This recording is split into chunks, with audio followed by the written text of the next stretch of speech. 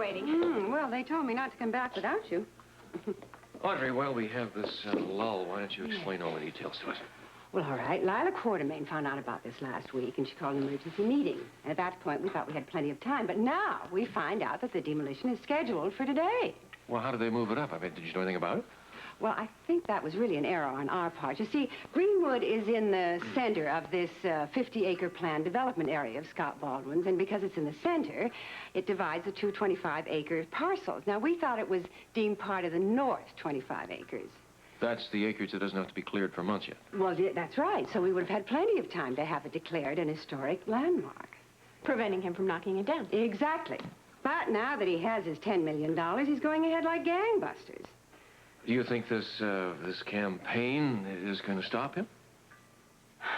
Well, Rick, frankly, we just don't know what else to do. Audrey, how many volunteers do you have for this? Well, not nearly enough. You want us to join, I guess, huh? Well, Leslie, you two are civic leaders. I mean, everyone knows how well Rick campaigned to save the clinic. Your contribution would mean so much to so many people. Oh, please, how about it? Audrey, I can't give you an answer right now. Please let me think about it. Oh. Well, that's fair enough. I'll get on to my meeting then. You talk about it, think about it. But I'll be back. Bye, Audrey. Bye. Don't tell me. You suddenly feel this overwhelming responsibility to get out there and personally save that building. No, I actually feel just the opposite. You don't want to save it. Well, I'd like to save it. It sounds on the surface like a very good idea. Scotty Baldwin, however, just saved this clinic. Now, how do we picket against Scotty Baldwin? I will think about it. That's all I can promise, and I know you're in a hurry. I do have other obligations to consider. Yes, I understand your position. Thank you, Dean. I'll be back to you. That was your third call today from the university. Yes, they just will not leave me alone. Sweetheart, just tell them absolutely not. You will not take on any more. They can find plenty of other doctors who are capable of lecturing. They're just too lazy to look. Well, that is one possible solution. I'm finished with this one. Yes, I think it's the only one that makes any sense. Well, Steve is mad at me, too. What now? The same thing. I'm spending too many hours here and not enough hours in the hospital. Well, I do hate to sound as I'm taking sides against you, but that is a valid gripe. Leslie, I'm not going to give this clinic up. Everything I believe in is here. And I'm not going to quit now, especially since business is booming again. So we'll call in some other doctors. Besides us? Why not? Where is it written that we have to carry the entire load? We'll call every doctor in town. You think some other doctor in town is going to be willing to help? I think there are plenty of people who are looking for a cause as good as this one. Yes, however, they may have some reservations still due to the poisoning incident. Nonsense. Nobody else is scared. You said it yourself. Business is booming. Oh, you might have a point. Well, you think about it, sweetheart. I'm sure you'll work out something.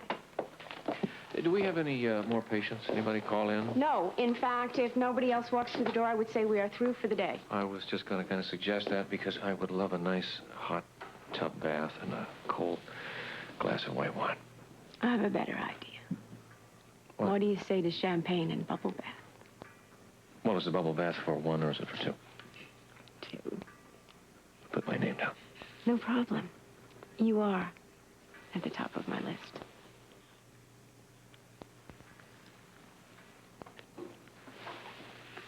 Let's go. Wait. Wait, what? We forgot something. What? You have champagne, a bubble bath, caviar. Audrey. Yeah, she'll want a decision, won't she? What's it going to be? Scotty's put us right smack in the dab in the middle. Well, the middle's not always the worst place to find yourself.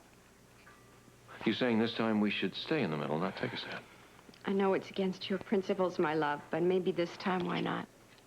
This time, I think you're right. We stay neutral. Why don't you clean up the magazines? I'll do the first aid kit and we'll get out of here. Okay. Fast. Yeah. Hi. We were just talking about you. Hi. How's picketing? Well, we've just signed on a dozen more volunteers. Some are even putting up a fence. So, may I put your two names on the list? Audrey, I'd love to say yes. I can't. You're going to have to let us stay out of this one, all right? Oh, I see. It's not that we don't believe in your cause, Audrey. We really do. It's just that we would be taking a stand with you against Scotty, and right now the clinic can't afford that. I hope you understand. If we could help, we would. Oh, yes, sure, certainly. Of course you would. I understand that. I mean, after all, Scott went way out on a limb for you. I do wish you the very best. I'm sure we both do. It's a beautiful building, and it should be saved. Oh. I hope I'm not interrupting anything. No, we were just closing up shop. Oh, what have we got here? Save the Greenwood Building. So you're a member of the Preservation Society, too. We're ready for a fight. I hope you're prepared.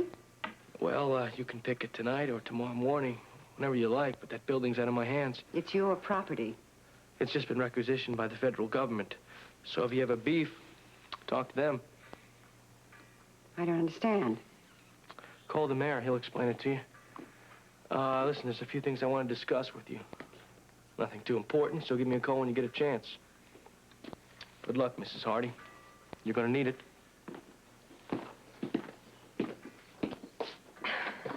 What did he mean? Strange. I may know one person who can give us an idea. Who, the mayor?